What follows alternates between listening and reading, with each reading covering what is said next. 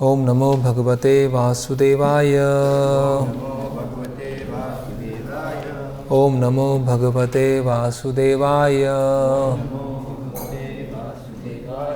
ओम नमो भगवते वासुदेवाय। श्रीमद् भागवतम स्कंद 4 अध्याय 20। महाराज पृथु के यज्ञ स्थल में भगवान विष्णु का प्राकट्य। श्लोक क्रमांक 19। भगवान अथ विश्व आत्मा पृथुना उपहृता अर्हणः समुज्जिहानया भक्त्या गृहीता चरण अम्बुजः। भगवानथा विश्वात्मा पृथुनोपहृतार्हणा समुज्जिहानया भक्त्या गृहीता चरणाम्बुजः। शब्दार्थ। भगवान श्री भगवान अथ तदंतरम विश्वात्मा परमात्मा पृथुना राजा पृथु द्वारा उपहृता प्रदत्त अर्हणः पूजा की सारी सामग्री समुज्जिहानया क्रमशः वर्धित भक्त्या जिसकी भक्ति गृहीता पकड़ा हुआ चरण अम्बुजः चरण कमल। अनुवाद एवं तात्पर्य कृष्ण कृपा मूर्ति अभय चरणारविंद भक्ति वेदांत स्वामी शिल प्रभुपाद जी द्वारा अनुवाद। राजा पृथु ने अपने ऊपर कृपालु श्री भगवान के चरण कमलों की प्रभूत पूजा की। इस प्रकार श्री भगवान के चरण कमलों की आराधना करते हुए भक्ति में महाराज पृथु का आनंद क्रमशः बढ़ता गया। तात्पर्य। जब भक्त के शरीर में विविध प्रकार का भावातिरेक प्रकट हो तो समझना चाहिए कि उसकी भक्ति पूर्णता को प्राप्त हो चुकी है। दिव्य आनंद के कई प्रकार हैं, यथा रोना, हंसना, प्रस्वेद होना, गिरना, प्रमत्त के सदृश रोना इत्यादि। ये सारे लक्षण कभी कभी भक्त के शरीर में दिखते हैं। ये अष्ट सात्विक विकार कहलाते हैं, जिनका अर्थ है 8 प्रकार का दिव्य रूपांतर। इनका अनुकरण नहीं करना चाहिए, किंतु जब भक्त सचमुच पूर्ण हो जाता है तो ये सारे लक्षण उसके शरीर में दृष्टिगोचर होने लगते हैं। श्री भगवान तो भक्त वत्सल हैं, अर्थात वे अपने विशुद्ध भक्त के प्रति झुकाव रखते हैं। अतः भक्त तथा श्री भगवान के बीच जो दिव्य आनंदमय आदान प्रदान होता है वह इस भौतिक जगत के कार्यकलापों की तरह नहीं होता। ओम अज्ञानतिमिरन्धस्य ज्ञानंजनं शलाकया चक्षुरुन्मिलितं तस्मै श्री गुरुवे नमः। श्री चैतन्य मनोभीष्टं स्थापितं येन भूतले स्वयं रूप कदा मह्यं ददाति स्वापदान्तिकं। वन्देऽहं श्रीगुरो श्रीयुतपदकमलं श्रीगुरून् वैष्णवांश्च श्रीरूपं साग्रजातं सहगणरघुनाथान्वितं सजीवं साद्वैतं सावधूतं परिजनसहितं कृष्णचैतन्यदेवं श्रीराधाकृष्णपादान् सहगणललिता श्रीविशाखान्वितांश्च। नमः ओं विष्णुपादाय कृष्णपृष्ठाय भूतले श्रीमते भक्तिवेदांत स्वामीति नामिने। नमस्ते सारस्वते देवे गौरवाणी प्रचारिणे निर्विशेष शून्यवादी पाश्चात्य देशे तारिणे। जय श्री कृष्ण चैतन्य प्रभु नित्यानंद श्री अद्वैत गदाधर शिवासादि गौर भक्त वृंद।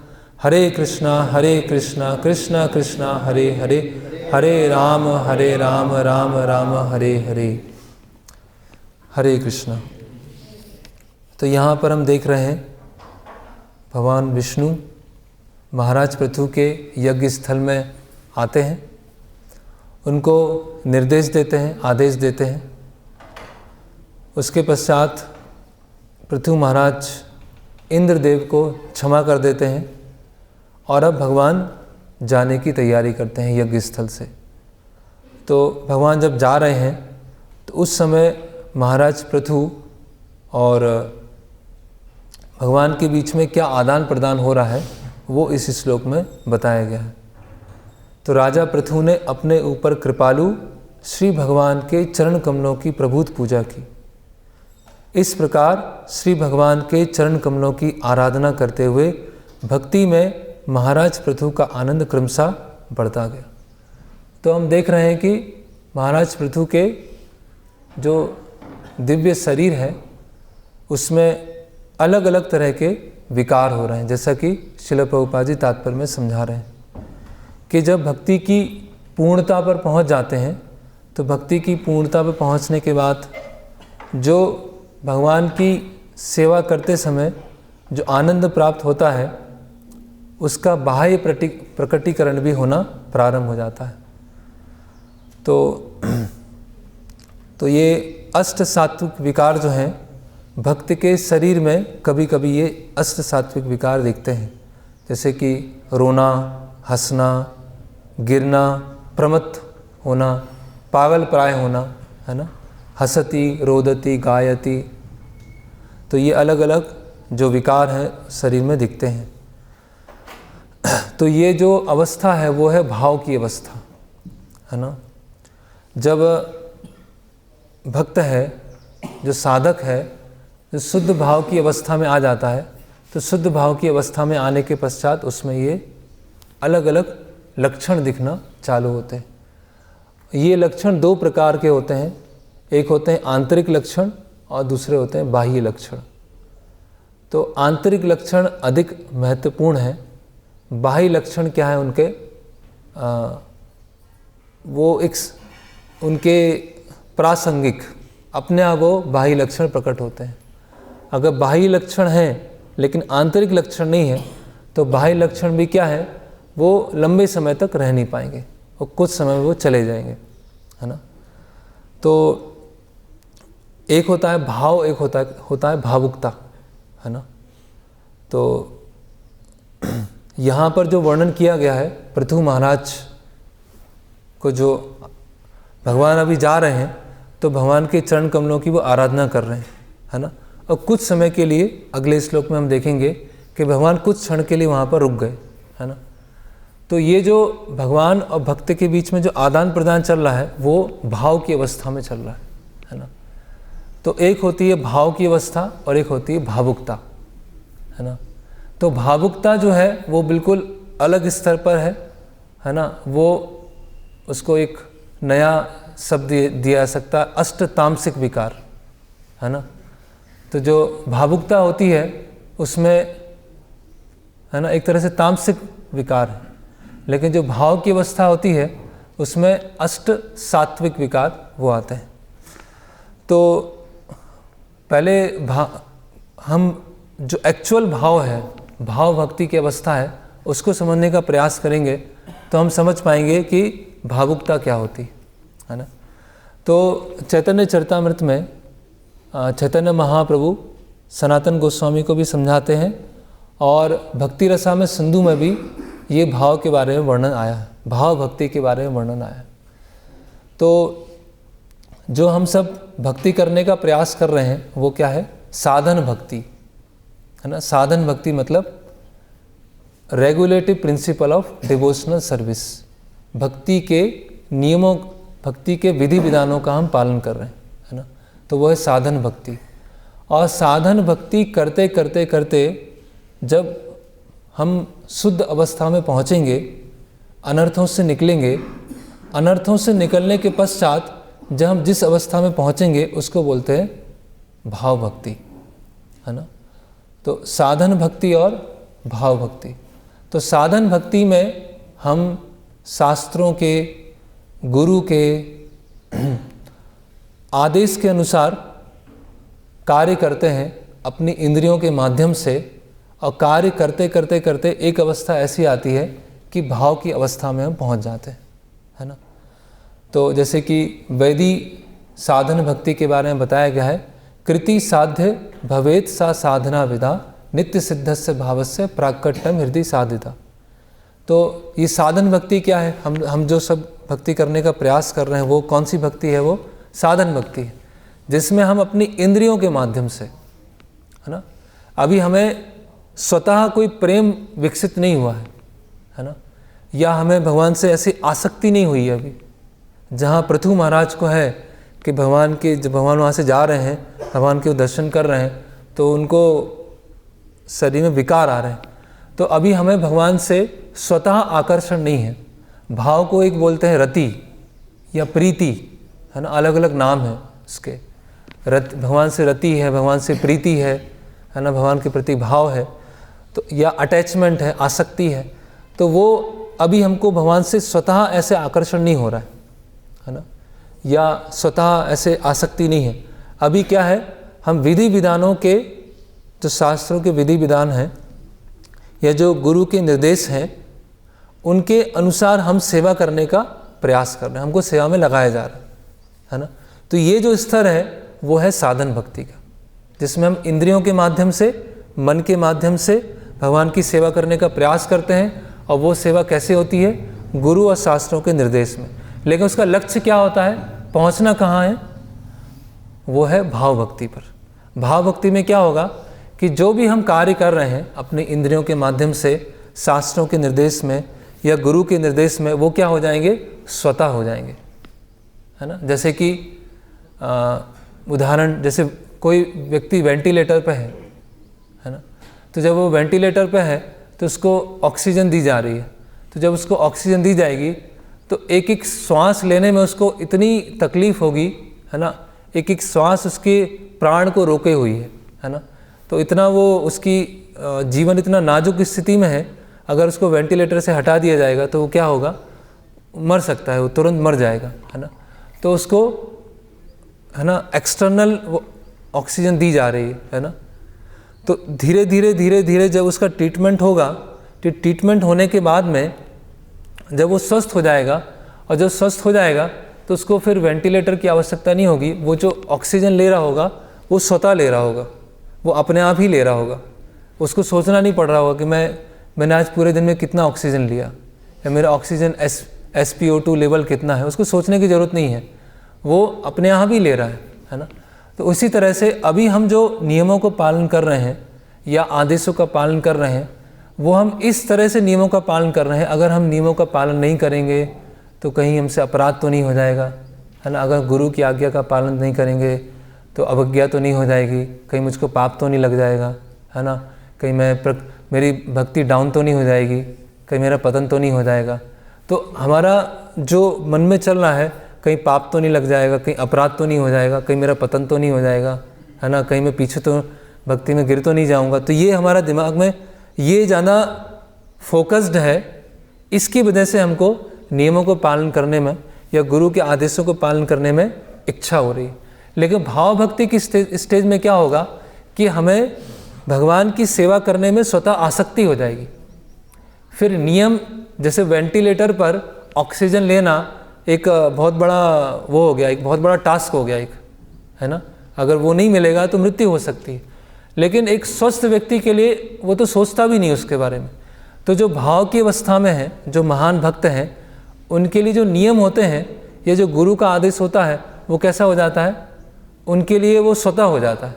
उनको बार बार अपने आप को समझाने की ज़रूरत नहीं पड़ती है कि मुझे पालन करना है, मुझे आदेश है, ये मुझे गुरु का आदेश मिला है इसीलिए मुझे पालन करना है ना, गुरु ये बताया है, शास्त्रों में बताया। उसकी सोचने की ज़रूरत नहीं है, क्योंकि वो जो आदेश हैं या जो नियम है उसके अंदर चले गए। वो उसने आत्मसात कर लिया, उसने इतना अंदर चला गया, इतना अंदर चला गया कि अब वो कैलकुलेशन नहीं लगा रहा है कि मुझे करना है नहीं करना है, करूँगा तो ये होगा, नहीं करूँगा तो उस स्पॉन्टेनियसली चल रही चीज़ें। तो उसको बोलते हैं स्पॉन्टेनियस एक्सटेटिक डिवोशनल सर्विस, वो है भाव भक्ति। तो भाव भक्ति में ऐसे आके वो नहीं होगा कि वो सारे नियमों को तोड़ना चालू कर देगा, है ना, अपने दुनिया में मस्त रहेगा। वो उसे किसी से कुछ लेना देना नहीं होगा, आसपास क्या चल रहा है ना। जब मैं ड्राइविंग कर रहा हूँ तो ड्राइविंग करते समय लेफ़्ट है राइट है पता नहीं, मैं तो बस आनंदित हूँ पूरी तरह से, पूरे एक्सटेसी में जा चुका हूँ, है ना। और तो ये नहीं है एक्सटेसी का मतलब, है ना, आनंद का मतलब ये नहीं है कि आसपास चारों तरफ क्या चल रहा है उससे अनअवेयर हो जाना, उसको भूल जाना। एक्सटेसी का मतलब ये नहीं होता है ना। एक्सटेसी का मतलब क्या होता है, आनंद का मतलब क्या होता है कि जब वो गुरु के आदेश और शास्त्रों के निर्देश स्वतः पालन करना चालू कर दे, तब वो कहलाता है कि वो अभी धीरे धीरे एक्सटेसी में आ रहा है, भाव की अवस्था में आ रहा है। तो यहाँ पर भक्ति रसामृत सिंधु में इस भाव का वर्णन किया गया है। शुद्ध सत्व विशेष आत्मा प्रेम सूर्यांशु सम्यक भाव रुचि भी चित्त मार्शेना कृत आसव भाव उच्चते। कृत आसव भाव उच्चते, इसको भाव कहते हैं, है ना। तो जो चैतन्य महाप्रभु का संप्रदाय है उसकी एक विशेषता ये है कि कोई भी चीज़ अनडिफाइंड नहीं है ना। कोई भी चीज़ ऐसा नहीं है कि छोड़ दिया, अभी आप खुद ढूंढो उसको और खुद अपना विचार करो और फिर एक निष्कर्ष पर आओ, ऐसा नहीं है। कोई भी चीज़ ऐसा नहीं, परिभाषित नहीं, हर चीज़ क्लियर कट है। इसलिए प्रभुपाद जी क्या बोलते हैं, द कंप्लीट साइंस ऑफ भक्ति योगा, है ना। सब कुछ दिया है, प्रारंभ से लेके लास्ट तक दिया है। अभी पॉइंट उसमें यह है कि हमें अपने उसको प्रोसेस में डालना है, हमें उस प्रोसेस में चले जाना है। तो क्या बता रहे हैं यहाँ पर रूप गोस्वामी, शुद्ध सत्व विशेष आत्मा। कब भाव की अवस्था कब आती है, तब शुद्ध भाव कब आते हैं, शुद्ध सत्व विशेष आत्मा, जब व्यक्ति शुद्ध सत्व की अवस्था में पहुँचता है, मतलब प्रकृति के 3 गुणों को वो पार कर लेता है। प्रकृति के 3 गुणों को पार करने के पश्चात उसके अंदर क्या आते हैं, वो भाव आता है, प्रेम सूर्यांशु सम्य भाग। और ये क्या है, प्रेम की पहली किरण है, जैसे सूर्य है ना। तो रात्रि में जैसे अंधेरा है ना, तो सूर्योदय के समय क्या हुआ, अरुणोदय होता है, अरुण उदय, है ना। तो सूर्य की पहली किरण आती है, तो सूर्य की पहली किरण आने से क्या होता है, पूरा अंधकार क्या होता है, वो छट जाता है। और जब सूर्य पूरी तरह से उदय हो जाता है तो पूरी तरह से वो अंधकार छट चुका होता है।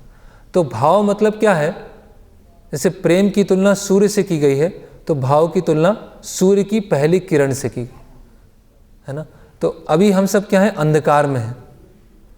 फिर अंधकार से धीरे धीरे धीरे जब सूर्य की पहली किरण में पहुंचेंगे तो भाव भक्ति की अवस्था होगी। रुचि भी चित्त मार्शेना कृत आसव भाव उच्चते। और रुचि, भगवान की सेवा के प्रति क्या आ जाएगी, रुचि आ जाएगी, टेस्ट आ जाएगा, है ना। ऐसा नहीं कि करना पड़ रहा है या लगाना पड़ रहा है, स्पॉन्टेनियसली रुचि आ गई सेवा करने की। तो क्या लक्षण हुए, पहला लक्षण हुआ शुद्ध सत्व विशेष आत्मा, कि प्रकृति के 3 गुणों से वो परे है। प्रेम सूर्यांशु सम्य भाग, वो प्रेम की क्या है, प्रारंभिक अवस्था है। रुचि भी चित्त मार्शने, और स्वाभाविक रुचि हो गई सेवा के लिए, है ना। चित्त मार, और चित्त क्या हो जाएगा, शुद्ध हो जाएगा। जैसे इसके पहले श्लोक में हम देखते हैं कि इंद्र जो हैं वो आते हैं और माफ़ी मांगते हैं पृथु महाराज से, और पृथु महाराज के चरणों में गिर जाते हैं, और पृथु महाराज क्या करते हैं, उनको उठाते हैं और गले लगा लेते हैं, है ना। तो वहाँ श्रील प्रभुपाद जी समझा रहे हैं कि इंद्र को क्या था, द्वेष था, पृथु महाराज के प्रति द्वेष था। तो द्वेष जो होता है वो सबसे सूक्ष्म होता है, जो द्वेष अनर्थ होता है वो सबसे एकदम सूक्ष्म से भी सूक्ष्मतर और सूक्ष्मतम होता है वो, है ना। और तो वो इंद्र को क्यों द्वेष आ रहा था, क्योंकि पृथु महाराज 100 यज्ञ संपन्न करने वाले थे। तो इंद्र को लगा कि अगर 100 यज्ञ कर लिए तो मेरी जगह ले लेंगे, है ना। तो वो जब पोजीशन डगमगाने लगती है ना, तो उनको क्या हो गया, इंद्र को पृथु महाराज की तरफ के प्रति क्या आ गया, वो द्वेष की भावना आ गई। और द्वेष कैसा होता है कि हमें भी पता नहीं होता है कि हमारे अंदर कितना अंदर द्वेष है, लेकिन जैसे ही वो परिस्थितियाँ आती हैं, परिस्थिति क्रिएट होती हैं, तो हमें वो दिखना चालू हो जाता है, वो द्वेष दिखना चालू। तो जब हम ये क्रम देख सकते हैं, जब पृथु महाराज में द्वेष नहीं था, लेकिन जैसे पृथु महाराज ने इंद्र को, है ना, उठाया, उन दोनों में आपस में सुलझ हुई और उसके पश्चात पृथु महाराज में भगवान के प्रति भाव आ रहे हैं, है ना। तो जब द्वेष की भावना खत्म हुई तब भगवान के प्रति भाव आए। अगर द्वेष है तो भगवान के प्रति भाव नहीं आएंगे। ये दोनों श्लोक में हम देख सकते हैं, है ना। और ये द्वेष जो होता है हमारे हृदय के बिल्कुल कोने में बिल्कुल छुपा होता है ना। और खासकर द्वेष कब आता है, जैसे कि प्रभुपाद जी एक जगह लिखते हैं कि हमसे कोई वरिष्ठ है भक्त तो उनके प्रति इतना द्वेष की भावना नहीं होगी, हमसे जो बाद में आए हैं भक्त उनके प्रति द्वेष की भावना नहीं होगी। हमारे जो समकक्ष हैं या हमारे जैसे ही हैं, हमारे जैसे ही सक्षम हैं, हमारे जैसे एक समान सेवा करते हैं, है ना, तो उनमें द्वेष की भावना क्या होती है, अधिक होती है। क्योंकि यहाँ क्या हुआ है, पृथु महाराज ने 99 पहुँच गए हैं और इंद्र 100 करे हुए बैठे हुए हैं, तो 99 और 100 क्या हो गया, एकदम नज़दीक हो गया। तो जो ये द्वेष की भावना होती है, जब बहुत समकक्ष भक्त होते हैं उनमें ये द्वेष की भावना तुरंत निकल के आती है ना। जैसे हम देखें कि दो कुक हैं, जैसे दो अच्छे से कुकिंग करने वाले हैं, दोनों बहुत कैपेबल हैं, दोनों सक्षम हैं, लेकिन दोनों जब साथ में आएंगे तो कुकिंग नहीं कर पाएंगे। ऐसा होता है, साथ में जब वो एक साथ आएंगे तो नहीं कर पाएंगे। क्यों नहीं कर पाएंगे? क्योंकि वो अच्छे से जानते हैं, ये अच्छे से जानते हैं, है ना। अभी जब दोनों अच्छे से जानते हैं, दोनों अच्छे से सेवा कर सकते हैं, लेकिन जब दोनों साथ में आए तो दोनों में सुपीरियर कौन होगा, दोनों में ज़्यादा अच्छा कौन जानता होगा, इसकी क्या हो जाएगी, एक कंपटीशन हो जाएगा एक आपस में। जैसे हम देख रहे हैं कि इंद्र और पृथु महाराज में कंपटीशन हो रहा है, पृथु महाराज की तरफ से नहीं है, इंद्र की तरफ से है। तो हालांकि दोनों बहुत अच्छी सेवा कर सकते हैं, दोनों एकदम सक्षम है, लेकिन दोनों साथ में सेवा नहीं कर पा रहे। क्यों नहीं कर पा रहे? कहीं ना कहीं, है ना, कि दोनों में सुपीरियर कौन है, दोनों में किसका सुना जाएगा, दोनों में सही कौन है, दोनों में किसका चलेगा, तो वो उसकी वजह से क्या हो जाता है, सेवा नहीं हो पाती। ऐसे बहुत सारे अलग अलग उदाहरण हम देख सकते हैं। पुस्तक वितरण में है, पुस्तक वितरण में दोनों भक्त बहुत अच्छे से पुस्तक वितरण कर सकते हैं, दोनों के बहुत अच्छे आइडियाज़ हो सकते हैं, है ना, दोनों का बहुत अच्छा अनुभव हो सकता है, और दोनों एक स्तर के हैं। और जब दोनों एक स्तर के हैं तो वहाँ पर क्या आ जाता है, फिर कहीं ना कहीं वो एनवी क्या होती है, वो रीसरफेस हो जाती है, अंदर होती है अंदर, कहीं बाहर से नहीं आती है।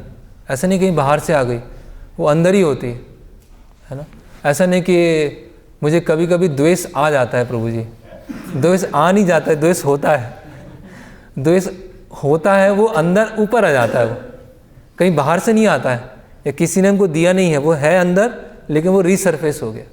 तो अभी दोनों अच्छे पुस्तक वितरण हैं, दोनों अच्छे कर सकते हैं, दोनों बढ़िया डिस्ट्रीब्यूशन करते हैं, लेकिन अभी कहा कि दोनों साथ में जाके पुस्तक वितरण कीजिए, तो बहुत मुश्किल हो जाएगा, क्योंकि इनके अपने आइडिया होंगे, इनके अपने आइडिया होंगे। तो उसमें क्या है, पृथु महाराज ने क्या किया, पृथु महाराज ने क्या किया, कोई बात नहीं, 99 ही ठीक है, इंद्र को जिता देते हैं। इंद्र जीत गया, इंद्र 100 में 99, मैं छोटा इंद्र से, मैं छोटा हो गया, बस बात खत्म। तो इंद्र भी शांत हो गए, और इसको देखकर स्वयं पहले तो ब्रह्मा जी आते हैं, और फिर भगवान विष्णु भी स्वयं आए और उनको निर्देश देके गए। तो इसीलिए हम बाहर की लड़ाई जीतने का प्रयास करते हैं, अंदर से हार जाते हैं, है ना, कि बाहर कौन सुपीरियर रहेगा उसके लिए हमारी लड़ाई होती है, लेकिन अंदर से क्या होता है, फॉल्स ईगो हमको हरा देता है। तो जबकि हमको अंदर से जीतना है, हमें अपने फॉल्स ईगो को ओवरकम करना है। और अगर बाहर से अगर हमें अपने एक रिलेटिवली नीचे वाली स्थिति को हमें स्वीकार करना पड़े, लेकिन उसकी वजह से हमने अच्छी सेवा किया, तो क्या हुआ, ऐसा प्रतीत हुआ कि हम बाहर से हार गए, लेकिन अंदर से हम जीत गए। क्यों? क्योंकि हमने जो फॉल्स ईगो था, और फॉल्स ईगो के कारण जो हमारा एनवी की भावना आ रही थी, द्वेष की भावना आ रही थी, उसको हम ओवरकम कर पाए। तो ये क्या होता है, बहुत टफ होता है, बहुत मुश्किल होता है। तो जब ये अवस्था आएगी तब रियल सेंस में वो भाव आएगा। शुद्ध सत्व विशेष आत्मा प्रेम सूर्यांशु सम्य भाव, रुचि भी चित्त मार्च न कृत आसो भाव उच्चते, है ना। तो शुद्ध सत्व अवस्था में है ना, प्रेम का प्रथम किरण है और रुचि है भगवान की सेवा करने के लिए, और हृदय का मार्जन हो चुका है, तब वो भाव की अवस्था में आएगी। तो यहाँ पर आगे समझा रहे हैं कि अभी जो हम भक्ति कर रहे हैं, एक्चुअली वास्तव में देखा जाए तो भक्ति जो है क्रियाओं से भी महत्वपूर्ण किस पर निर्भर करती है? भाव पर निर्भर करती है। क्रियाएं तो हैं, क्रियाएं तो अपने आप में हैं, लेकिन भगवान क्या चाहते हैं? जैसे श्लोक है, पत्रम पुष्पम फलम तोयम यो में भक्त्या प्रयच्छति तदहम भक्ति उपरहतम अस्नामि प्रयतात्मना, कि जो मुझे प्रेम भाव से, डिवोशन के साथ ये सब मुझे अर्पण करता है, जब वो डिवोशन के साथ मुझे अर्पण करता है तो मैं उसे ग्रहण करता हूँ। तो अल्टीमेटली जो भक्ति है वो भाव पर ही है, भावग्राही जनार्दन। लेकिन अभी हमारे जो भाव है वो है अशुद्ध, इसीलिए उन भावों को शुद्ध करने के लिए साधन भक्ति है। और साधन भक्ति करते करते जब हमारे शुद्ध भाव हो जाएंगे तो फिर शुद्ध भाव में रहकर जो भगवान सेवा ग्रहण करेंगे वो वास्तव में भक्ति प्रारंभ होगी। अभी तो वो इंटर्नशिप जैसी चल रही है, अभी तो एक प्रारंभिक अवस्था चल रही है, अभी रियल सेंस में भक्ति नहीं है।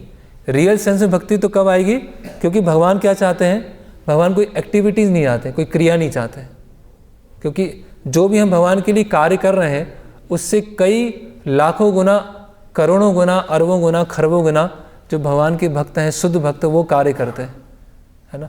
लेकिन भगवान को क्या चाहिए? वो भाव चाहिए, प्योर इमोशंस चाहिए। और वो शुद्ध भाव कैसे आएंगे? जब हम साधन भक्ति के नियमों का पालन करेंगे। तो इसमें फिर आगे बताया गया है, इसको हम यहाँ पर शिला भक्तिविनोद ठाकुर अपने एक लेख में लिख रहे हैं कि किस तरह से ये भाव का उदय होता है ना। तो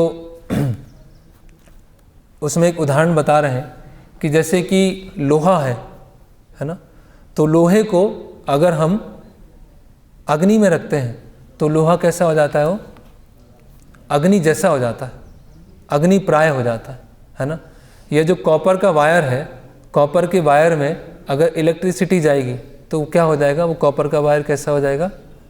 अभी कॉपर का वायर नहीं बचेगा, वो इलेक्ट्रिक वायर हो गया, वो इलेक्ट्रिसिटी प्रवाहित हो रही है। उसी तरह से जब कोई कृष्ण भावना व्रत में आगे बढ़ता है तो भगवान की जो स्वरूप शक्ति होती है, वो भगवान की स्वरूप शक्ति भक्त के मन में, इंटेलिजेंस में और इंद्रियों में वो प्रवाहित होती है।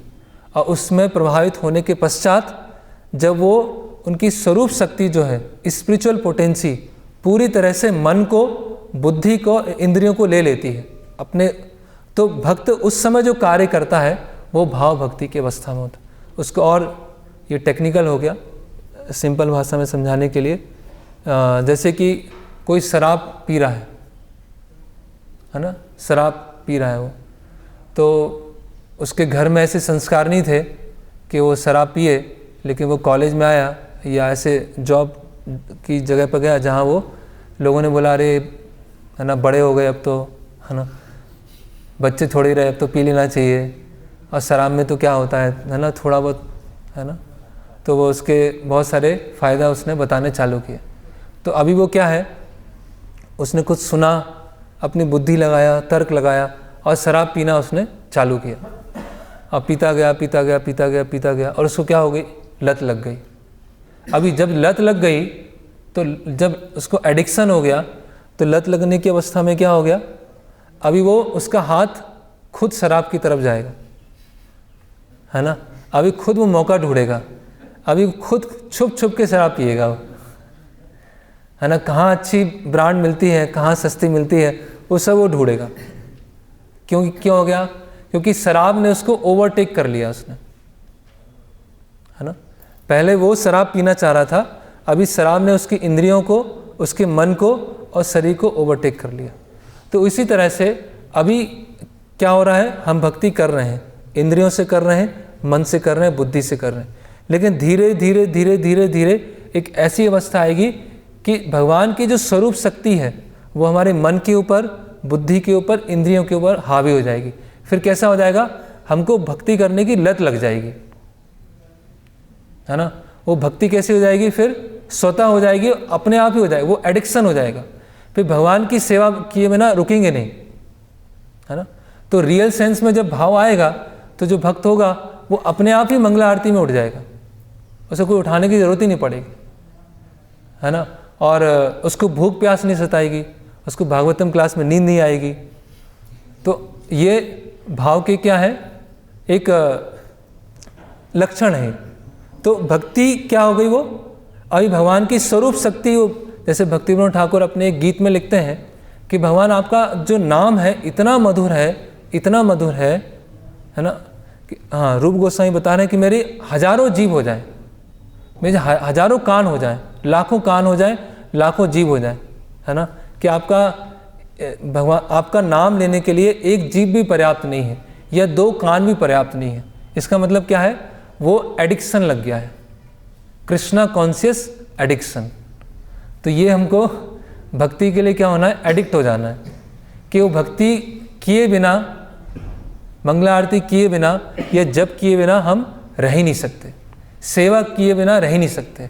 सेवा के लिए खींचना नहीं पड़ रहा है, बार बार बुलाना नहीं पड़ रहा है, स्वयं सेवा करने की इच्छा हो रही, तो उसको बोलते हैं एडिक्शन, है ना।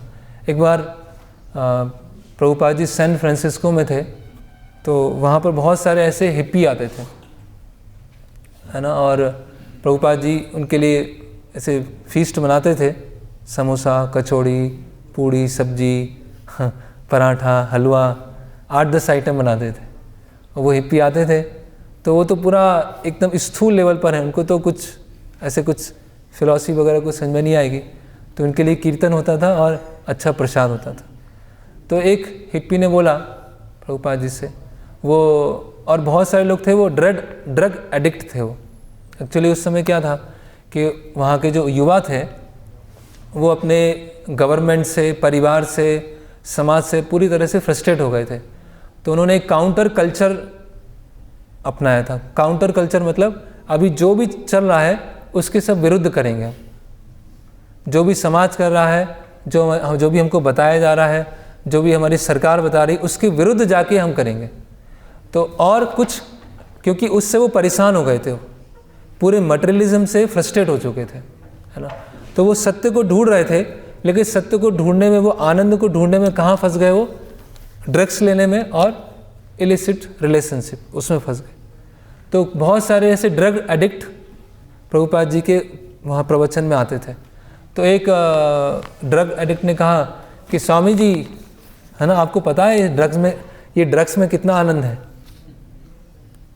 आपने कभी ली है ना। आप तो no intoxication, no gambling, no illicit sex, नियम बता रहे। जिसने लिया है वही तो समझ पाएगा, आपने तो लिया ही नहीं है कभी। तो प्रभुपाद जी बोलते हैं कि ये जो हरे कृष्ण महामंत्र है वो LSD का समुद्र है। तुम तो थोड़ी सी LSD ले रहे हो। हरे कृष्ण महामंत्र क्या है, पूरा LSD का समुद्र है। इसमें गोता खाओ, इसमें आओ, तब पता चलेगा क्या है। तो कहने का मतलब क्या है कि जो भाव की अवस्था में क्या आता है, भाव की अवस्था में वो कृष्णा कॉन्शियस एडिक्शन लग जाता है। वो अभी साधना किए बिना, सेवा किए बिना, भक्तों के संग के बिना वो अभी रह नहीं सकता। उसको वो ज़रूरत ही है, उसको लत लग चुकी है। तब वो क्या होगा, कुछ भाव की अवस्था आ रही है ना। और उसके लिए नियम क्या हो जाएंगे, वो स्वतः हो जाएंगे, है ना। उसके लिए मॉर्निंग प्रोग्राम क्या हो जाएगा, स्वतः हो जाएगा। उसके लिए शास्त्रों को पढ़ना वो स्वतः हो जाएगा। उसके लिए सेवा करना क्या हो जाएगा, उसमें रुचि आ जाएगी, उसमें वो टेस्ट आ जाएगा। उसमें टेस्ट आना बहुत ज़रूरी है। जहाँ पे टेस्ट होगा वहीं हम खींचे चले जाएंगे, है ना। जहाँ केवल हम ज़बरदस्ती कर रहे होंगे, केवल नियम पालन करने के लिए कर रहे होंगे, या केवल आदेश से कर रहे होंगे, वहाँ हम लंबे समय तक नहीं कर पाए। वहाँ क्या हो जाएगा, दिमाग भारी हो जाएगा, माइंड क्या हो जाएगा, भारी हो जाएगा। फिर क्या लगने लगेगा, पर भार लगने लगेगा। सेवा है, साधना है, ये सब क्या लगेंगी, एक ऐसा लग रहा है बर्डन हो गया, कहाँ फंस गए, ऐसा लगेगा, कहाँ फंसा दिया ये। अच्छा बाहर के जीवन में अच्छा आनंद, अच्छा आराम से जीवन जा रहा था, आराम से सुबह 7-8 बजे उठते थे, कोई बोलने वाला नहीं था, यहाँ तो फंस गए। ऐसा जैसे प्रभुपाद बोलते हैं ना, गलग्रह, हम लेक्चर वो प्रभुपाद जी का सुने थे, गलग्रह, कि क्या हो जाएगा, गर्दन का भार हो जाएगा ये, कि कहाँ मुझे फंसा दिया। तो ऐसा होता है क्योंकि हम अपना जो भक्ति में आने के बाद अपना जो फोकस है वो कहीं भूल गए हैं। हमारा फोकस केवल नियमों को पालन करना नहीं है, या किसी चीज़ को केवल ख़त्म करना नहीं है कि हमने किसी चीज़ को अंजाम दे दिया बस ख़त्म हो गया। हमें जो भी हम कार्य कर रहे हैं वो स्पॉन्टेनियस हो जाए, वो भगवान से रुचि के साथ करें, अटैचमेंट के साथ करें, ये हमारा लक्ष्य है ना। तो कहीं ना कहीं लक्ष्य को ना समझने के कारण फिर वो बोरियत हो जाती है, वो बोरिंग हो जाता है या मोनोटोनस हो जाता है। अरे यार सब वो एक जैसे ही चल रहा है, मोनोटोनस ही चल रहा है ना, वो मज़ा नहीं, आनंद नहीं आता है। क्यों? क्योंकि हमने जो अपना लक्ष्य है उसको क्लियर नहीं रखा। हमने सोचा लक्ष्य कि बस नियमों को पालन करते रहेंगे, बहुत सारा नॉलेज लेते रहेंगे, बहुत सारे कार्य करते रहेंगे। वो सब करना है, लेकिन वो स्वतः होना, वो रुचि के साथ करना है, वो अटैचमेंट के साथ करना है। तब हम बोर नहीं होंगे, है ना, तब हमें फ्रस्ट्रेशन जनरेट नहीं होगा, या ज़बरदस्ती लगाना नहीं पड़ेगा। तो यहाँ पर फिर भक्ति विनोद ठाकुर बता रहे हैं, तो जो भाव होते हैं, भाव में भी 2 अलग अलग तरह के भाव होते हैं। एक होता है प्रतिबिंब भाव, एक होता है छाया भाव, या रति बोला गया है, रति या भाव।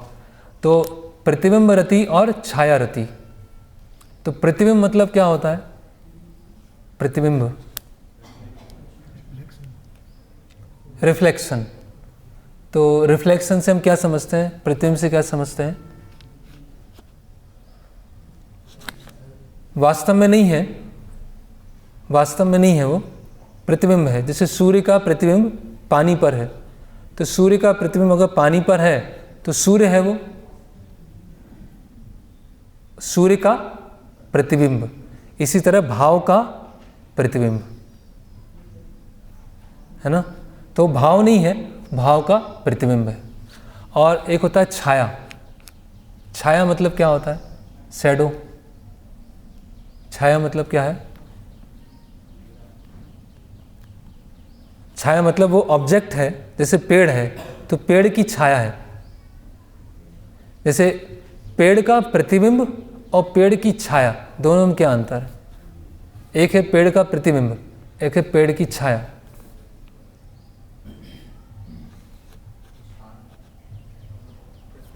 प्रतिबिंब मतलब वो कुछ है नहीं, पानी में बस प्रतिबिंब पड़ रहा है। छाया मतलब सूर्य की किरणें रुकने के बाद छाया क्यों है? क्योंकि पेड़ है। करेक्ट। पानी हटा देंगे तो प्रतिबिंब हट जाएगा। उसी तरह से अभी हमें साधक अवस्था में जो थोड़े बहुत भाव आते हैं, हम वृंदावन गए, मायापुर गए और भगवान के दर्शन किए, एकदम से भाव आ गया, तो कौन से भाव हैं? ये भाव हैं, प्रतिबिंब भाव है या छाया भाव है? वो है छाया भाव। कुछ है, कुछ शुरुआत हुई है, वो गलत नहीं है, कुछ शुरुआती है, लेकिन वो शैडो है, वो सब्सटेंस नहीं है। वो क्या है? शैडो है। लेकिन शैडो सब्सटेंस में चेंज होना चाहिए। और जो अभक्त हैं, जैसे अभक्त वृंदावन गए और इस्कॉन मंदिर में उन्होंने कीर्तन सुना, राधा श्याम सुंदर के दर्शन किए और एकदम से नाचना चालू कर दिया, तो वो क्या है? प्रतिबिंब भाव है, छाया भाव है? वो प्रतिबिंब भाव है। क्यों प्रतिबिंब भाव है? क्योंकि कोई बॉलीवुड सॉन्ग होगा उस पर भी नाचेंगे, वो कुछ सीरियल देखेंगे उसमें भी उनको रोना आएगा। तो वो क्या है? उनके केवल एक रिफ्लेक्शन है, वो भाव नहीं है, जिसको हम टेक्निकल टर्म में बोलते हैं भावुकता, सेंटिमेंटलिज्म। तो ये केवल एक सेंटिमेंटल स्टेज पे है, वो एक्चुअल सेंस में भाव नहीं है। क्योंकि जो एक्चुअल सेंस में जब भाव आते हैं तो व्यक्ति भक्ति के कार्यों को स्वतः करता है। तो अगर कहीं भी भाव आए तो उसमें एक ही शब्द है स्वतः, स्पॉन्टेनियस अटैचमेंट। इससे हम समझ जाएंगे कितने भाव में है। अगर कोई रियल सेंस में भाव में है तो सेवा वो बहुत अच्छे से करेंगे, सेवा और बढ़िया तरीके से करेंगे। और केवल भगवान के दर्शन में भाव आ रहा है, धाम जाके भाव आ रहा है, और एक्चुअल प्रैक्टिकल जब सेवा में आते हैं वहाँ करने की इच्छा नहीं हो रही, तो वो भाव क्या है? वो भाव है ही नहीं, वो प्रतिबिंब, वो भावुकता है। तो यहाँ पर जो अष्ट सात्विक विकार बताए गए, अष्ट सात्विक भाव या अष्ट सात्विक विकार, तो वो क्या है? जैसे कि और हम भौतिक जगत में देखें तो भौतिक जगत में अगर कोई स्त्री, कोई पुरुष है, स्त्री से प्रेम करता है ना, तो अगर स्त्री के नाम, उसको नाम सुनने में आता है तो एकदम से क्या आता है उसे? रोमांच, है ना। अगर उससे प्रेमिका से दूर हो गए तो अश्रु, है ना। प्रेमिका से मिलने वाले हैं तो रोंगटे खड़े हो गए, है ना। प्रेमिका से जब मिलने वाले हैं तो उछलने लगेंगे, मिलने वाले हैं। तो ये सब क्या है? अष्ट तामसिक भाव। ये क्या है? ये भावुकता है। अब इसका एक्चुअल क्या दिखेगा? जब भगवान की सेवा से आसक्ति है तो भगवान की सेवा करने में क्या आ रहा है? बहुत आनंद आ रहा है, बहुत उत्साह आ रहा है ना। ऐसा कोई भक्त देखें जो बहुत समय से भक्ति कर रहे हैं और ऐसे डिप्रेस बैठे हुए, हनुमान जी जैसे हैं, तो हनुमान जी डिप्रेस बैठे हुए, कब से तो सेवा कर रहा हूँ, कितने समय से, इतने समय सेवा कर रहा हूँ, अब क्या है, हो गई कितनी सेवा हो। लेकिन हनुमान जी में क्या है? पूरा उत्साह है ना। ऐसा नहीं है कि बस हो गया। तो जो भावुकता में होता है, जब व्यक्ति में भावुकता आती है तो उससे गर्व आता है, उसके अंदर क्या आता है? प्राइड आता है। एक दोनों में अंतर ये है। और जब भाव आता है तो उसमें हम्बलनेस आती है, ये भी उसमें अंतर है। क्योंकि यहाँ पर आगे रूप गोस्वामी बताएंगे, शांतिर अव्यर्थ कालत्वम विरक्ति मान शून्यता आशावंद समुत्कंठा नाम गाने सदा रुचि आसक्ति तद गुणाख्याने प्रीतिस्तद वसति स्थले इति आद्यो अनुभावास्युर जात भावांकुरो जना। जब भाव का अंकुर जन्म आता है, भाव का अंकुर जन्म होता है, तब ये गुण आते हैं। तो उनमें से एक गुण क्या है? मान शून्यता। तो जब किसी में भावुकता आती है कि रोने लगा, एकदम नाचने लगा और आज के आनंद की जाए वो सब, तो क्या होता है? उसके अंदर प्राइड आता है, कहीं ना कहीं सूक्ष्म अहंकार आता है कि मैं देखो कितना उन्नत अवस्था पहुंच गया, है ना। मेरे अंदर रोमांच कंपा श्रुतरंग भाग, जो वंदे गुरु, है ना, रोमांच हो रहा है, अश्रु आ रहे हैं। लेकिन जो भाव की अवस्था में आता है उसमें दीनता आती है, उसके अंदर दीनता आती है कि मैं कितना तुच्छ हूँ, है ना। भगवान कितने जन्मों जन्मों से मेरे लिए करते जा रहे हैं, भक्तों को भेज रहे हैं, अपने शुद्ध भक्तों को भेज रहे हैं, ग्रंथों को भेज रहे हैं, स्वयं खुद आ रहे हैं, लेकिन मेरे प्रयास कितने अपूर्ण हैं, मैं अपने प्रयास अच्छे से नहीं कर पा रहा। तो इसके लिए उसके अंदर स्वाभाविक क्या आती है? दीनता का भाव आता है ना। और जैसे भक्तिविनोद ठाकुर बोलते हैं कि अमार जीवन सदा पापे रथ नाहि का पुण्य रिलेस, है ना। तो ये जो भक्तिविनोद ठाकुर है, कोई ये आर्टिफिशियल नहीं चल रहा है, बस केवल कहने के लिए नहीं हो रहा है। वो भक्तिविनोद ठाकुर क्या है? ऐसा वो अनुभव कर रहे हैं, है ना। पर रे उद्वेग दिया छी जेक दिया छी जीवे क्लेश, कि दूसरों को दुख देने में मुझे आनंद आता है ना। और मैं मिथ्यावासी हूँ और गर्व से विभूषित हूँ, प्रतिष्ठा की बहुत इच्छा है मेरे अंदर। तो ये सब भक्तिविनोद ठाकुर जो बोल रहे हैं वो, है ना, वो क्योंकि शरणागति का एक लक्षण क्या है? दीनता। तो जब व्यक्ति, जब साधक है, भाव की अवस्था में आएंगे तो स्वाभाविक उनके अंदर क्या आएगी? दीनता आएगी।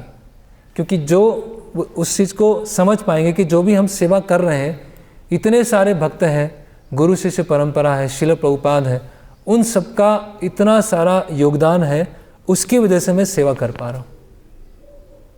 अगर ये इतने सारे भक्तों का, गुरु शिष्य परंपरा का, इन सब का योगदान नहीं होगा तो मैं कोई सेवा नहीं कर पाऊँगा।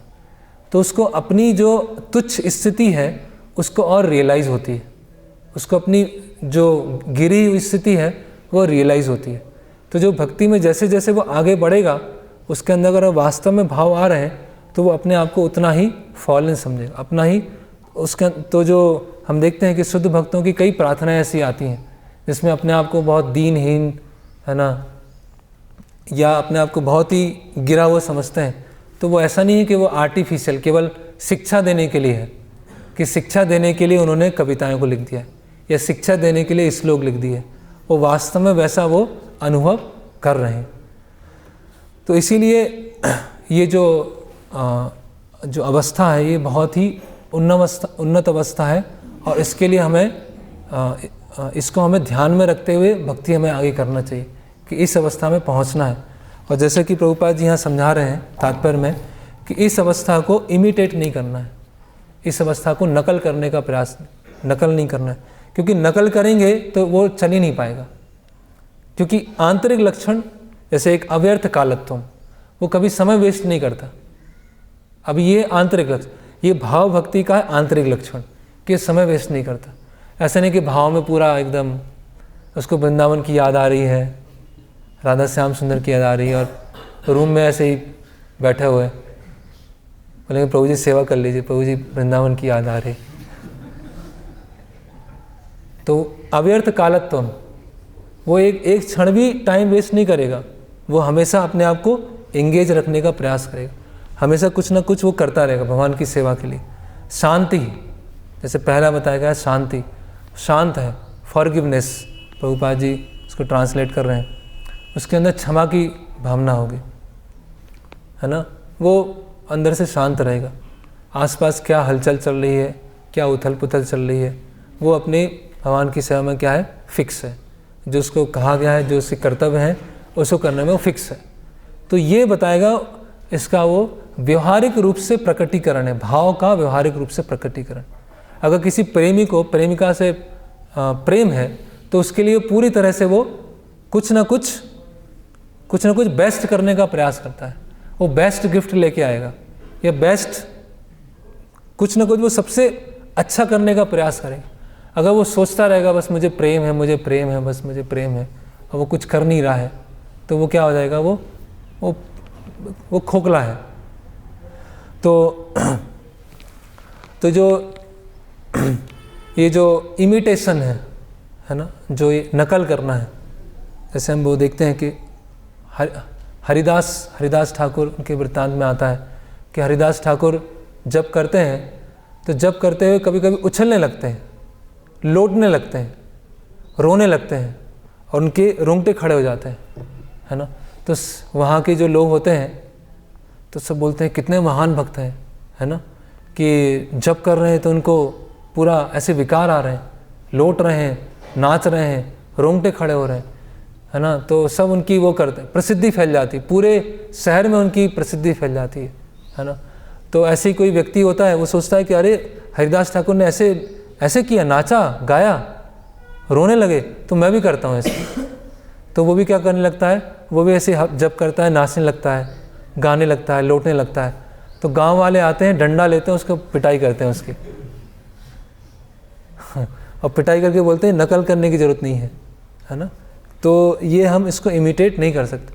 और हमारे जो आचार्य हैं जैसे शिला प्रभुपाद हैं, तो शिला प्रभुपाद जी ने भी अपने जो अंदर की भावनाएं हैं उसको बाहर बहुत कम समय प्रकट किया, व्यवहारिक रूप से प्रकट किया है। जैसे प्रभुपाद जी बोलते हैं, दीज भक्ति वेदांत पर्पट्स आर माई डिवोशनल एक्सटेसिस, कि ये मेरे जो भक्ति वेदांत तात्पर्य हैं वो मेरे हृदय के भाव हैं। हृदय की क्या है, उद्गार है। तो प्रभुपाद जी की जो तात्पर्य है वो प्रभुपाद जी के भाव हैं। तो अगर प्रभुपाद जी के भावों को समझना है तो प्रभुपाद जी के तात्पर्य हैं, है ना। प्रभुपाद जी एक बार सैन फ्रांसिस्को में आता है, जब बहुत शुरुआत के दिन थे, तो प्रभुपाद जी वहाँ पर राधा माधव गाते हैं, और राधा माधव गाते गाते वो बहुत लंबा होता है, और प्रभुपाद जैसे राधा माधव खत्म होता है तो प्रभुपाद एकदम स्तब्ध हो जाते हैं, है ना, आंखें बंद रहती हैं, स्तब्ध हो जाते हैं, है ना, कोई किसी भी तरह का मूवमेंट नहीं होता है। और सब वहाँ पे जो नए हिप्पी या कुछ न्यू इनिशिएटेड लोग वहाँ बैठे हुए थे, तो वो सब सोचने लगते कि ये क्या हो गया। उस समय स्वामी जी बोलते थे उनको, प्रभुपाद जी। तो स्वामी जी कैसे एकदम गाते गाते एकदम स्तब्ध हो गए कुछ, और फिर प्रभुपाद जी ऐसे बाह्य उसमें आए और कुछ प्रवचन दिया और प्रभुपाद जी चले गए। प्रभुपाद जी ने कोई चर्चा नहीं किया उसका, कोई डिस्कशन नहीं किया कि क्यों वो स्तब्ध हो गए, क्यों एकदम बोलना बंद कर दिया, है ना। तो ये जो भाव होता है वो दिखाया नहीं जाता है ना। जैसे नरोत्तम दास ठाकुर बोलते हैं, आपनेर भजन कथा ना कहिए यथा तथा, कि क्या हम भजन कर रहे हैं, क्या भाव है, वो सबको बताने की ज़रूरत नहीं है। वो ऑटोमेटिकली वो रिवील होगा, ऑटोमेटिकली खुद को रिवील होगा और अन्य भक्तों को दिखेगा उसको, है ना। जैसे प्रभुपाद बोलते हैं सो बॉटल स्पिरिचुअलिज्म। सो बॉटल स्पिरिचुअलिज्म मतलब दिखावटी। तो वो दिखावटी जो है, सो बॉटल है, वो लंबे समय तक चल नहीं पाए। तो ये भाव क्या है, वो बाहर से दिखाने की चीज़ नहीं है ना। वो व्यवहारिक रूप से हम प्रभुपाद जी की सेवा कितनी कर रहे हैं, व्यवहारिक रूप से हम मिशन के कार्य में कितने लगे हुए हैं, व्यवहारिक रूप से हम कितना अपना पसंद नापसंद को साइड में रख कर सेवा करने का प्रयास करें, उससे दिखाई देगा कि वो भाव है कि नहीं है। जैसे शीला भक्ति सिद्धांत सरस्वती ठाकुर, उनके जीवन में आता है कि एक बार वो अपने कक्ष में थे और कक्ष में कुछ अधिकतर उनके शिष्य बैठे हुए थे और कुछ बाहर के विजिटर्स भी थे, वो ही बैठे हुए थे। तो वो एक श्लोक कोई भगवान राधा कृष्ण की अंतरंग लीला है, उससे वो श्लोक सुनाते हैं और इस श्लोक समझाते हैं और उसके बाद क्या हो जाते हैं, वो स्तब्ध हो जाते हैं। और स्तब्ध होने के बाद वो उनकी जो चेयर होती है उससे वो गिर जाते हैं, है ना। तो किस शिष्य होते हैं तो वो को उठाते हैं और वो कक्ष में ले जाते हैं। और जब वो बाह्य चेतना में आते हैं तो उनके शिष्य बोलते हैं कि हम लोग इन सब विषयों को सुनने के लिए योग्य नहीं है, इसीलिए आपके साथ ऐसा हुआ, है ना। हम जो आप हमको बताना चाह रहे थे, हम सब इसके योग्य नहीं हैं, है ना। तो भक्ति सिद्धांत महाराज बोलते हैं कि मैंने ये कथा सुनाया, राधा कृष्ण की लीलाओं को सुनाया, लेकिन बहुत सारे बाहर के विजिटर्स भी थे, तो मुझे आगे से बहुत ज़्यादा सावधान रहना चाहिए कि कोई ऐसा अनअधिकृत व्यक्ति तो नहीं है वहाँ पर, है ना। अनअधिकृत व्यक्ति बैठा वहाँ है तो उसके सामने इन लीलाओं की चर्चा नहीं करनी चाहिए, क्योंकि इन लीलाओं की चर्चा करेंगे और बाह्य रूप से अगर वो प्रकट होगा तो बाहर वाला व्यक्ति क्या है, उसको इमिटेट करने का प्रयास करेगा। जैसे हम देखते हैं कि चैतन्य महाप्रभु जो हैं अपने पार्षदों के साथ रोज श्रीवास आंगन में नृत्य करते थे। नृत्य मतलब वो भाव प्रकट हो रहे हैं। तो उनके घर में कोई छुपा होता है, एक बार कोई एक ब्रह्मचारी छुपा होता है ना, और एक स्त्री होती है, श्रीवास ठाकुर के कोई रिलेटिव होते हैं, वो स्त्री होती है। तो चैतन्य महाप्रभु बोलते हैं कि आज मुझे ऐसा आनंद नहीं आ रहा है नृत्य में, आज क्या हो गया, ऐसा नृत्य में मुझे आनंद नहीं आ रहा। तो कुछ पहले इंसिडेंट में बोलते हैं कि एक ब्रह्मचारी है, वो केवल दूध ही पीते हैं और कुछ नहीं करते हैं। तो चैतन्य महाप्रभु बहुत गुस्सा आता है। चैतन्य महाप्रभु बोलते हैं केवल दूध पीने से क्या कृष्ण की प्राप्ति हो जाएगी, वो ब्रह्मचारी को हटाओ यहाँ से, वो अभी अधिकारी नहीं है, वो इस समूह में आने के लिए वो अधिकारी नहीं है। ऐसी वो वहाँ पर एक स्त्री होती है, उनको भी फिर चैतन्य महाप्रभु हटाने के लिए बोलते हैं। तो कहने का मतलब क्या है कि ये जो भाव है या बाहरी प्रकटीकरण है, वो क्या है, बहुत ही प्राइवेट चीज़ है, वो दिखाने वाली चीज़ नहीं है। और सबके सामने क्या है, व्यवहारिक रूप से सेवा करना। जब व्यवहारिक रूप से हम सेवा करेंगे और सेवा करते हुए वो सेवा कैसी हो जाएगी, स्पॉन्टेनियस हो जाएगी, तो हम कहेंगे कि वो भाव की अवस्था में आई है। और वो भाव की अवस्था कब आएगी, शुद्ध सत्व विशेष आत्मा, जब हम शुद्ध अवस्था में पहुंच जाएंगे, है ना।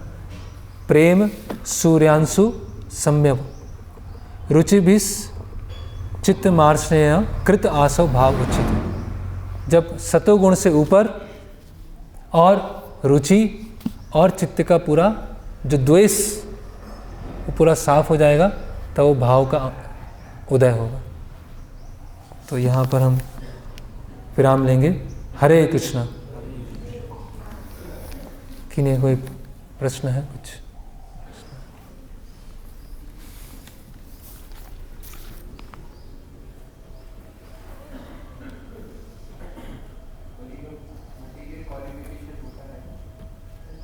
मटीरियल क्वालिफिकेशन,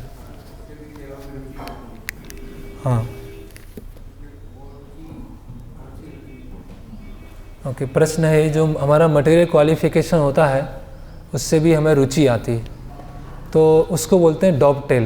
जैसे प्रभुपाद जी बोले संयोजित करना, हमारी जो भी स्किल है या जो हमारी भौतिक क्षमताएं हैं उसको हम भगवान की सेवा में लगा रहे हैं, उसको बोलते हैं डॉबटेल।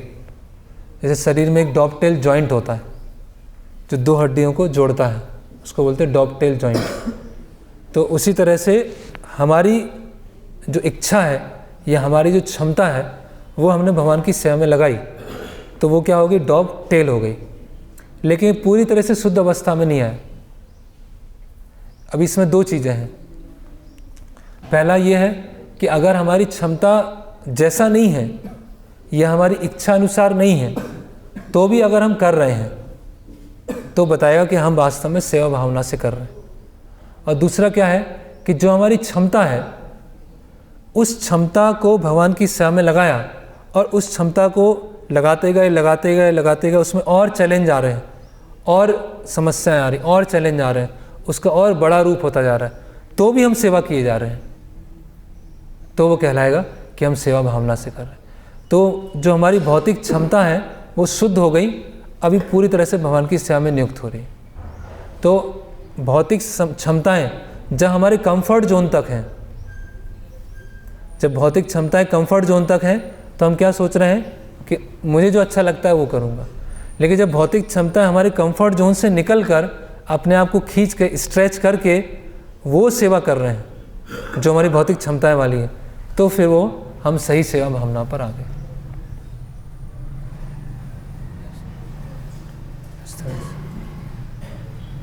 को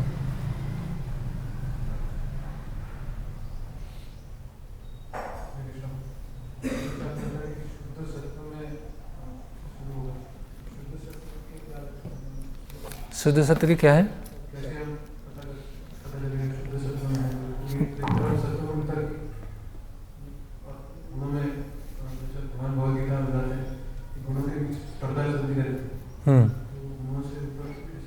तो 14वां अध्याय जो है उसमें अर्जुन प्रश्न पूछते हैं भगवान से कि जो प्रकृति के 3 गुण से ऊपर उठ गया है उसके क्या लक्षण है। तो 14वें अध्याय का 22 से 25वां श्लोक वो पढ़िए, उसमें शुद्ध सत्य के बारे में बताएगा कि ये लक्षण है वो शुद्ध सत्य के लक्षण। प्रकाशम चा प्रवृत्तिम चा मोहमेव चा पांडवा ना द्वेषिष्टि सम प्रवृत्तानि ना निवृत्तानि कांक्षति। तो पूरा श्लोक बताएगा 22, 23, 24, 25। हाँ, अभी जो हमें थोड़ा बहुत भाव आता है वो छाया वाला भाव है। वो कैसे आ रहा है? भगवान के धाम के प्रभाव से आ रहा है। इतनी सुंदर डीटी वर्शिप हुआ है उसके प्रभाव से हमारे अंदर आ गया। अभी हमारा खुद का नहीं है, वो रेंटेड है। वो हम धाम गए, जैसे व्यास पूजा में गए, इतने सारे भक्त हैं, उनके बीच में कीर्तन किया, तो उस प्रभाव से हमारे अंदर आ रहा है। अभी हम अकेले हैं, उतना ही उत्साहित फील कर रहे हैं हम? नहीं कर रहे हैं ना। जब इतने सारे सब भक्त मिले, कीर्तन हुआ, तो हमारा वो भाव गलत नहीं है, लेकिन वो बहुत प्रारंभिक स्टेज का है।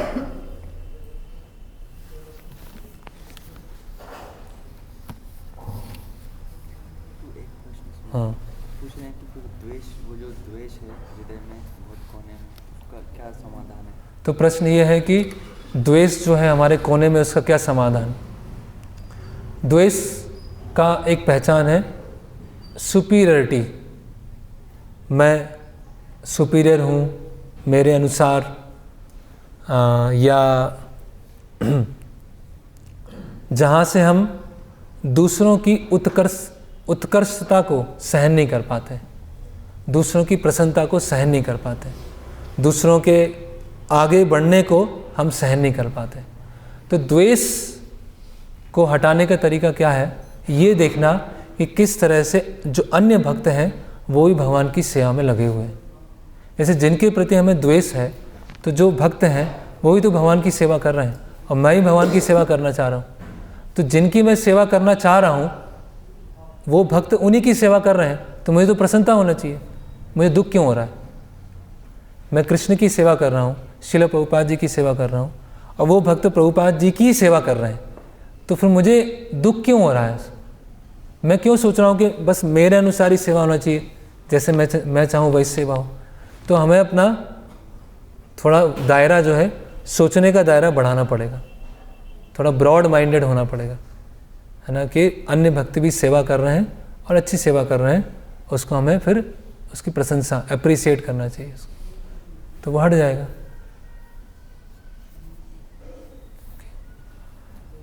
जैसे एक बार मैं सुन रहा था